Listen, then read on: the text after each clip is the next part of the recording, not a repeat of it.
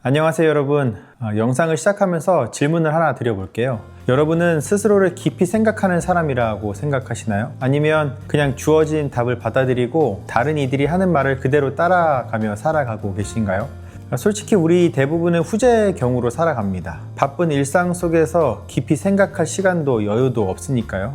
누군가 이게 정답이야 라고 말하면 그냥 그렇구나 하고 넘어가죠. 그런데 비트겐슈타인은 이렇게 말합니다. 무언가를 안다고 확신하는 순간 더 깊이 탐구하려는 노력은 멈추고 만다. 그러니까 내가 안다고 확신하는 순간 더 이상 질문도 의심도 하지 않는다는 거죠. 그렇게 되면 그 순간 우리의 성장은 멈춰버리게 됩니다. 오늘은 마흔에 있는 비트겐슈타인 3장의 이야기를 나누려고 하는데요. 이 3장의 질문은 이겁니다. 얼마나 깊이 생각해야 하는가? 이 질문은 단순히 철학적 사색에 관한 이야기가 아니고요. 우리 삶의 주도권을 누가 쥐고 있느냐에 관한 이야기입니다. 나의 삶을 과연 주체적으로 살아가고 있는가? 아니면 다른 이들의 판단과 기준에 좌지우지하며 살아가고 있는가? 여러분, 이게 왜 중요할까요? 우리가 깊이 생각하지 않으면 우리는 결국 누군가가 만들어 놓은 삶을 사는 사람이 되게 되는데 이것은 내 삶의 본질을 들여다보지 못하게 만듭니다. 그렇게 되면 내 삶에서 일어나는 일, 즉 고통과 불행과 공허함 그리고 무언가 반복해서 일어나는 같은 문제나 실수거리에 대해서 이게 왜 그러는 거지? 답답하긴 한데 그 답답함을 해소해낼 수가 없습니다. 근본적인 해결책은 찾아내지 못하고 표면적인 해결책만 찾고 그게 해결되었다고 착각하고 살아가게 된다는 거죠. 여전히 내 안에 답답함을 갖고 있으면서도 말이죠. 하지만 오늘 이 영상을 다 보시고 나면 여러분은 달라지실 겁니다. 여러분을 가두고 있던 생각의 틀이 무엇인지 보게 되고 또 그동안 무심코 받아들였던 기준들을 다시 의심해 볼 수 있게 될 겁니다.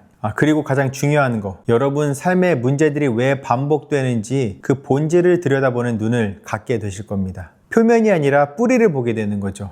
그 순간 진짜 해결이 시작되는 것이고요. 오늘 함께 비트겐슈타인의 깊은 사유를 따라가면서 성경이 말하는 진리의 깊이까지 함께 살펴보겠습니다. 그래서 오늘 영상이 끝날 때쯤이면 여러분은 더 이상 남의 답을 찾는 사람이 아니라 스스로 질문하고 스스로 답을 발견하는 사람으로 변화되어 있기를 바랍니다. 비트겐슈타인은 말합니다. 누구도 나 대신 생각해 줄 수 없다. 사고를 타인에게 의존하면 삶의 주도권 또한 잃게 된다. 여러분, 이 문장 좀 무겁게 느껴지지 않으신가요? 우리는 너무 쉽게 다른 사람의 생각을 빌려옵니다. 유튜브에서 누군가가 이렇게 살아야 해 라고 하면 그대로 따라하고 책에서 이게 성공의 비결이야 라고 하면 그대로 믿어버리죠. 물론 타인의 지혜를 참고하는 건 좋습니다. 하지만 그것을 무비판적으로 받아들이는 순간 우리는 우리 삶의 주인이 아니라 누군가의 생각을 실행하는 대리인이 되어버리는 거죠.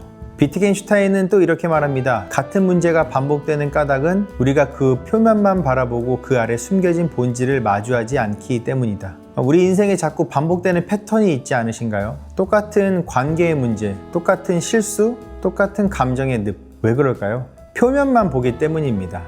이번엔 저 사람이 잘못했어 하고 넘어가지 왜 나는 항상 이런 상황에 놓이는 걸까 하고 깊이 파고들지 않기 때문이에요. 비트겐슈타인은 정말 중요한 통찰을 우리에게 이야기해주고 있는데요. 우리는 대상을 있는 그대로 보는 것이 아니라 그로 인해 떠오른 자신의 해석을 본다. 그리고 결국 그 해석에 감정적으로 반응할 뿐이다. 이거 진짜 중요한 말입니다. 우리는 현실을 있는 그대로 보지 않죠. 우리는 우리의 경험, 우리의 상처, 우리의 편견을 통해 현실을 해석하고 그 해석에 반응합니다. 예를 들어 누군가 여러분에게 잘했어 라고 말했다고 해봅시다. 어떤 사람은 그 말을 듣고 진짜 인정받았구나 하고 기뻐하지만 어떤 사람은 뭔가 비꼬는 건가 하고 의심합니다. 같은 말인데 완전히 다른 해석이 나오는 거죠. 그러니까 비트겐슈타인이 말한 것처럼 우리는 나의 경험에 바탕한 자신의 해석을 가지고 감정적으로 반응을 한다는 것입니다. 그렇다면 이런 표면적인 반응에만 머물지 않고 조금 더 깊이 있는 사유를 하려면 우리는 어떻게 해야 할까요? 비트겐슈타인은 엉뚱해 보일지라도 끊임없이 질문을 던졌다고 해요. 왜냐하면 기존의 논리와 언어가 사고를 제안할 때 그 틀을 흔들어야 새로운 사고가 가능하다고 믿었기 때문입니다. 왜? 라고 물어야 하는 것이고 정말 그럴까? 라고 의심해야 한다라는 거죠. 또한 다른 가능성은 없을까? 라고 하는 생각을 해보아야 한다는 것입니다. 그리고 또 비트겐슈타인은 이렇게 말합니다. 두 사람이 똑같은 말을 한다고 해서 그들이 동일한 생각을 갖고 있다고 단정할 수 없다. 같은 언어를 사용하더라도 그 말이 각자의 경험과 맥락 속에서 다르게 해석될 수 있기 때문이다. 이것도 정말 중요한 통찰이죠. 우리는 너무 쉽게 우리 생각이 같네 라고 말하지만 실제로는 완전히 다른 의미로 받아들이고 있을 수 있다는 거죠. 그런데 여기서 그는 우리에게 정직함의 중요성에 대해서도 경고하고 있는데요. 거짓은 우리가 보는 세계를 흐리게 만들고 사고의 구조를 변형시킨다. 무심코 내뱉는 거짓이 반복될수록 우리는 점점 현실을 정확히 인식하는 능력을 잃어버린다. 작은 거짓말, 자기 합리화, 회피 이런 것들이 쌓이면 우리는 점점 현실을 왜곡해서 보게 됩니다. 그리고 결국 우리는 진실을 볼 수 없게 되는 것이죠. 그렇다면 우리가 직면한 문제들을 어떻게 해야 할까요? 비트겐슈타인은 말합니다. 우리는 문제가 생기면 대개 늘상 하던 방식으로 해결책을 찾곤 한다. 그러나 기존의 방식으로는 결코 풀리지 않는 문제들이 있다. 이런 문제들은 근본적으로 다른 시각을 가져야만 뿌리부터 해결이 가능하다. 똑같은 방법으로 똑같은 문제를 풀려고 하면 당연히 똑같은 결과가 나옵니다. 근본적으로 다른 시각, 전혀 다른 접근이 필요한 순간이 있다는 거죠. 그리고 그는 또 이렇게 이야기합니다. 생각을 밀고 나갈 힘이 없으면 아무리 좋은 통찰도 어느새 사라지고 만다. 우리는 너무 쉽게 그렇구나 하고 넘어갑니다. 하지만 진짜 변화는 그 생각을 끝까지 밀고 나갈 때 일어난다고 말하고 있는 것입니다. 비트겐슈타인은 우리에게 이러한 깊은 아주 좋은 유산을 남겨주었습니다. 누군가의 답을 외우는 게 아니라 스스로 질문하고 스스로 탐구하는 삶. 그는 자신의 철학 또한 어떤 특정한 학파로 굳어지는 것을 스스로 경계하며 누구나 주체적으로 사고하고 실천할 것을 강조하였습니다. 자신의 제자들조차 자기 생각의 복사본이 되기를 원하지 않았던, 즉 각자의 삶을 존중하며 각자가 자기 삶의 주인으로 서기를 바랬던 그의 배려가 참 인상 깊고 이것이 바로 겸손한 태도의 표본이 아닐까 생각을 해보게 됩니다. 그렇다면 이제 성경으로 넘어가 볼까요? 비트겐슈타인이 깊은 사유의 중요성을 강조했다면 성경은 그 사유가 어디를 향해야 하는지 분명하게 보여줍니다. 너희는 이 세대를 본받지 말고 오직 마음을 새롭게 함으로 변화를 받아 하나님의 선하시고 기뻐하시고 온전하신 뜻이 무엇인지 분별하도록 하라. 이 구절은 사도 바울이 로마교회 성도들에게 쓴 편지의 일부입니다. 당시 로마는 세계의 중심이었고 온갖 철학과 사상이 뒤섞인 곳이었죠. 로마 사회는 권력, 쾌락, 명예를 추구했고 그리스도인들도 이런 가치관에 쉽게 물들 수 있었습니다. 그래서 바울이 이렇게 외칩니다. 이 세대를 본받지 말라. 여러분, 이 말이 정말 중요합니다. 이 세대를 본받지 말라는 건 세상이 주는 답을 무비판적으로 받아들이지 말라는 뜻입니다. 비트겐슈타인이 누구도 나 대신 생각해 줄 수 없다고 말했듯이 바울도 우리에게 주체적으로 생각하라고 말하고 있는 것이죠. 하지만 여기서 더 나아갑니다. 마음을 새롭게 함으로 변화를 받으라. 이게 바로 깊은 사유입니다. 여기서 말하는 마음은 헬라어로 누스라는 단어인데요. 이 뜻은 이 마음, 즉 감정, 감성 이런 것을 의미하는 것이 아니라요. 지성을 의미하고 있습니다. 즉 우리의 생각, 지성을 새롭게 하라는 뜻이죠. 세상의 기준이 아니라 하나님의 진리로 우리의 생각을 재구성하라는 의미입니다. 비트겐슈타인이 우리는 해석을 본다고 말했듯이 우리가 무엇을 기준으로 세상을 해석하느냐가 우리가 보는 세계를 결정한다는 것이죠. 따라서 바울은 말합니다. 하나님의 선하시고 기뻐하시고 온전하신 뜻이 무엇인지 분별하도록 하라.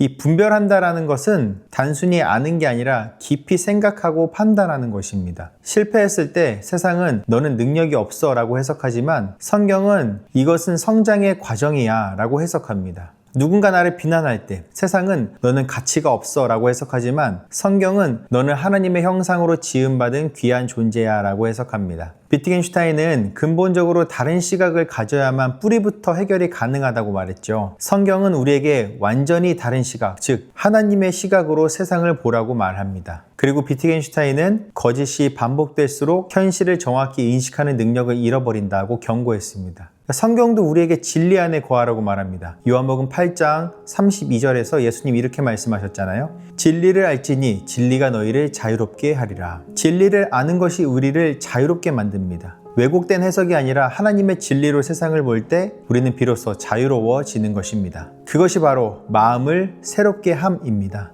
매일, 매 순간 세상의 해석이 아니라 하나님의 진리로 상황을 다시 보는 연습. 그것이 바로 성경이 말하는 깊은 사유의 본질입니다.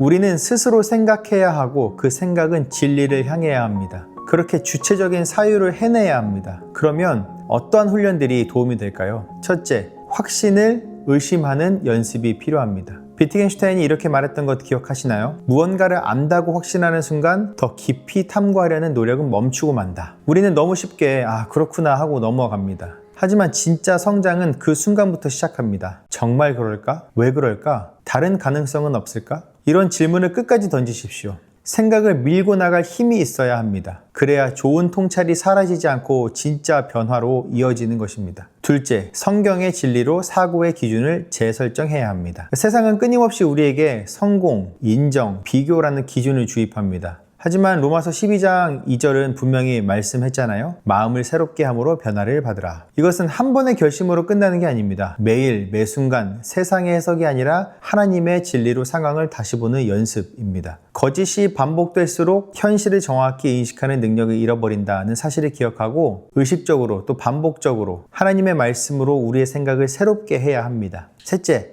표면이 아니라 본질을 보는 눈을 길러야 합니다. 비트겐슈타인이 이렇게 말했죠. 같은 문제가 반복되는 까닭은 우리가 그 표면만 바라보고 그 아래 숨겨진 본질을 마주하지 않기 때문이다. 여러분의 삶에 반복되는 문제가 있나요? 이제는 표면적인 해결책을 찾지 마십시오. 왜 이 문제가 반복될까? 내 안에 어떤 해석이 이 상황을 만들고 있을까? 하나님은 이 상황을 어떻게 보실까? 근본적으로 다른 시각을 가져야만 뿌리부터 해결이 가능합니다. 그 근본적으로 다른 시각이 바로 하나님의 시각이지요. 넷째, 주체적으로 사고하고 실천하는 용기를 가져야 합니다. 비트겐슈타인은 자신의 철학이 특정한 학파로 굳어지는 것을 경계했습니다. 그는 각자가 스스로 사고하고 행동하며 자기 삶을 개척하는 것을 더 중요하게 여겼어요.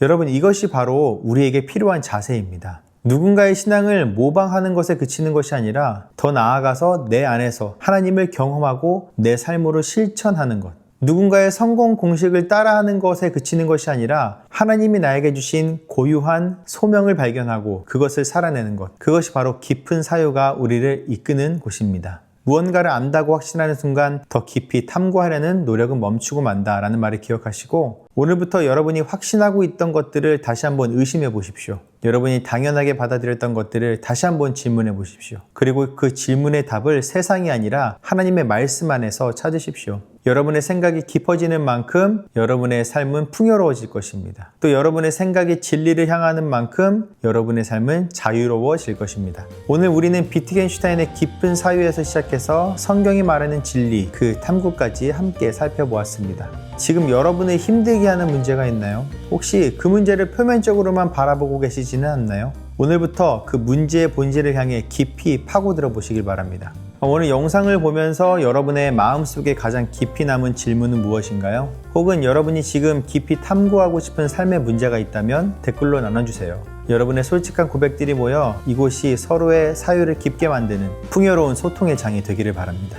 세상은 늘 새로운 변화를 보여주지만 복음은 영원하며 그 해답은 오직 말씀에 있습니다. 다음 주에도 시대의 변화 속에서 영원한 복음의 본질을 새롭게 발견하는 이야기로 찾아뵙겠습니다.